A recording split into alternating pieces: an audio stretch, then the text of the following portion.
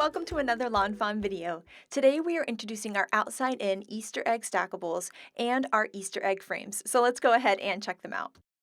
First up, we have our outside-in Easter egg stackables. So you can see that they create both an outside and an inside detail. So that means that you can have a stitched opening and also a stitched egg with just one pass of the die cut. So you could either use the egg shape or use the opening. And so I love that it gives you so many different options. And you get 4 different styles of eggs. And I love that little tiny one because it's good for setting scenes. And I think it would be cute for the critter huggers to hold too. Now these are the Easter egg frames. So you get that frame detail, but what's really cool is you also get a plain egg shape in the center. So if you wanted an egg without stitching on it, you could use the inside of these for that. And then that little Easter egg frame fits perfectly on the Easter egg stackables we just saw beforehand. So I love that you can put that frame on top and create a really cool detail. You can also use that frame die to help you make a shaker, which is what we're going to be working on today. The other thing the frame has is those little flower dies there. It's perfect for making little shaker pieces, and I'll show you that soon too. First up, we're going to be using some Watercolor Wishes paper and cutting it with the largest outside-in stitched egg. I've also cut some white cardstock and some paper bag cardstock as well. I'm going to be using the largest Easter egg frame die to cut some of this perfectly plaid spring paper, and that's going to layer perfectly on top of that blue sky. Here I have the new Stitched Garden border die, and so I'm going to die cut that about 2/3 of the way down from the top of the egg, and that's going to be our ground in this whole scene. Next up, I am adding some tape runner there to my white egg, that's my card base, and then just decorating it with my pattern paper. And now I've got some fun foam. This is that stuff you can buy in the kids section of your local craft store. This is really inexpensive, but it's really nice for making shakers. So I'm going to trim down a piece that it's about the right size for that largest Easter egg frame. And then I'm going to take some Stick It adhesive. And what this is a very thin sheet of adhesive that has a liner on either side. So I'm going to cut 2 pieces of it to the same size of that foam. I'm then going to layer it on either side of the foam to create my own kind of custom sticker. So here you can see that I'm going to take that piece, I'm going to peel up the liner paper on one side and then lay that on top of my piece of fun foam. And then what I'll do is flip that fun foam over and I'll repeat the same exact thing. That way I have sticky on both sides. I can then use my Easter egg frame die to die cut this foam, and it'll go right through your die cut machine just like normal, and it's going to die cut a custom egg-shaped foam piece that's going to be perfect for creating your shaker. Now I only had some really thin fun foam, so what I did was I cut 2 of them.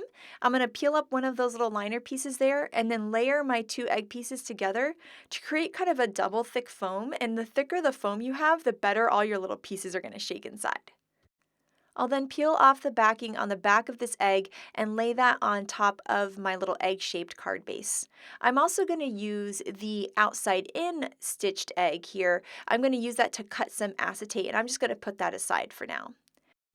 I'm using my EK Success powder tool here just to add powder all inside the egg because I don't want there to be any excess stickiness, and that powder is going to stick onto any sticky areas and make them not sticky anymore so that all of my pieces move around well in my shaker.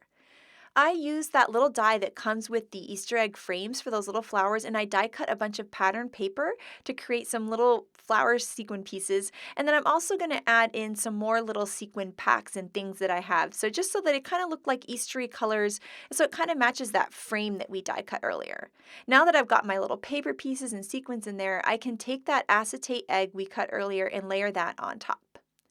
Now it's time to decorate. So I'm going to take my little dirt border there, add some adhesive to the back, and I am just tucking in some little carrots there from our Some Bunny stamp set, and then I can layer that on top.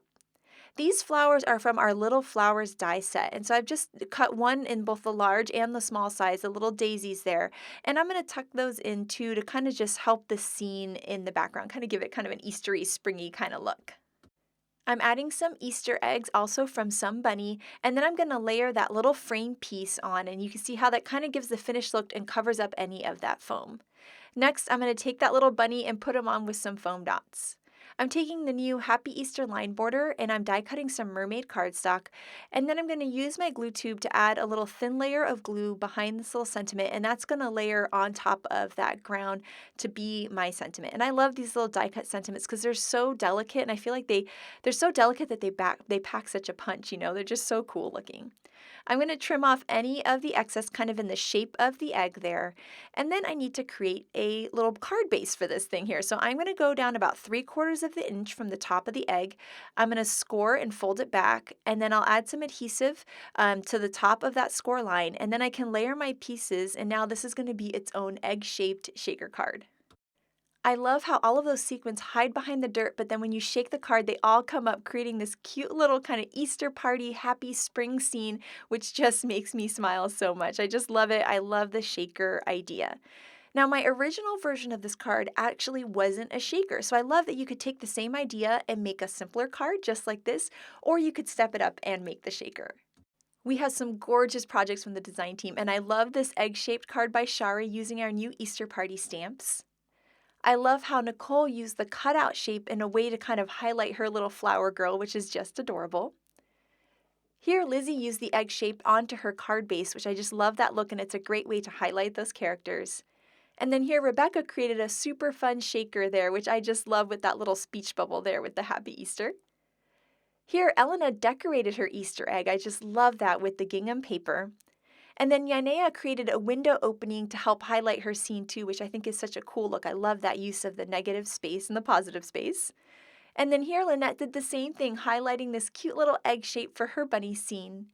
And then I love how Melissa used them on a layout. They're the perfect size, and I love them out of that pattern paper. And then Elise created a super cute little egg-shaped card that would just make anybody smile. So I cannot wait to see how you use these new egg dies, so make sure to share them with us. Thank you so much for watching, and have an absolutely amazing day. Bye!